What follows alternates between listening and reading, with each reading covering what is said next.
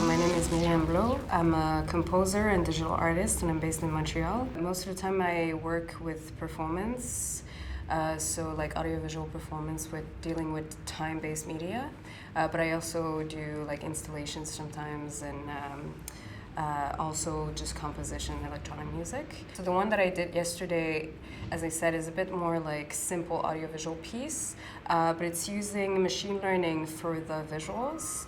And the idea was to depict like landscapes and buildings and constructions that are created with machine learning, but devoid of any human presence. The music has been created mostly with SuperCollider, which is a like platform, like a coding platform to create like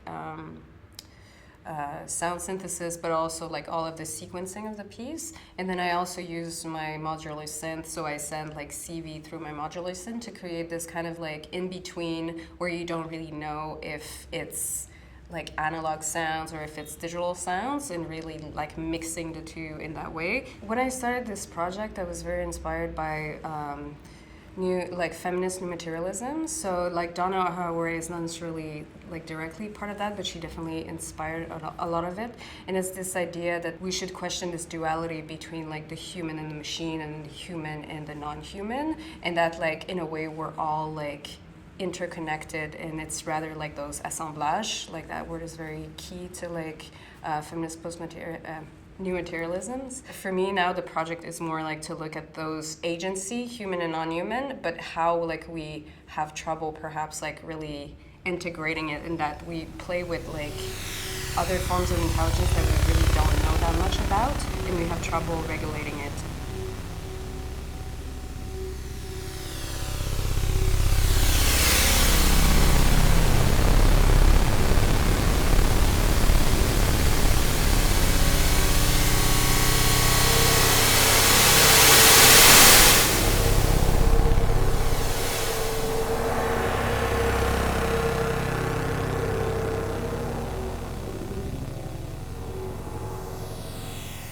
This piece also, there's an element of retrofuturism in it, like it's imagining the future but like as if we were in the past.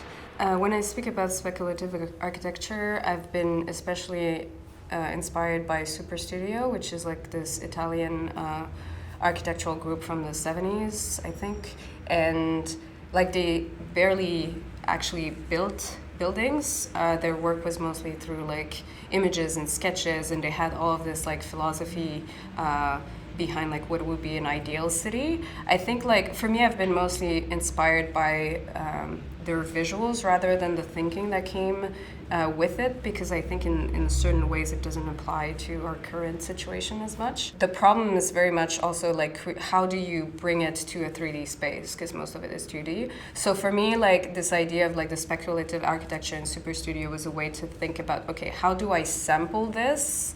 How do I create collage with it to create this illusion of a 3D space?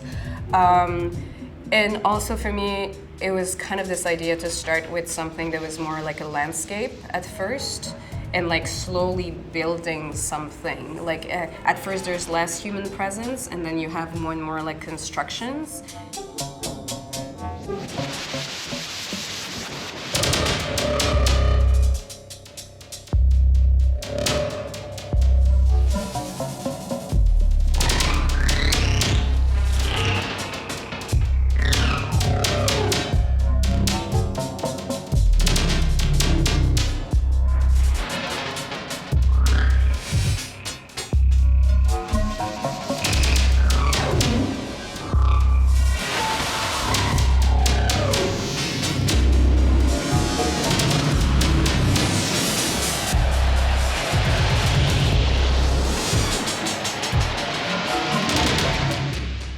Like maybe philosophical level, I'm interested in how we catalog and index information as humans, and how we've done that for so long. In a way, in the world, how we catalog information and how we retrieve it, but also within ourselves, like how we use our memory to like go and pick like certain information, and like how do we bring it back, especially in an artistic production context. Like if I create a piece, how will I make connection between all the techniques and all the ideas? And now like you have this kind of like crazy machine that just looks at so much culture and so much knowledge and absorbs it in like such a small time, and it's totally dematerialized. So I'm just like curious of how this will affect us. Personally, since I studied music for so long, like there's something about music where it's very embodied.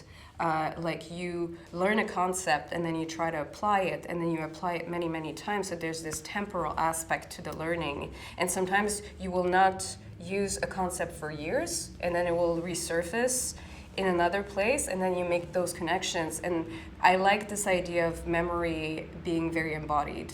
With machine learning, like this kind of temporal aspect is pretty much erased because it goes so fast. But as humans, I guess, like, and for me, I'm really interested in like the serendipity of like finding connections between things that are not necessarily like apparently connected. If that's like a part that is like less less easy to compute, then that's really something that's interesting for me.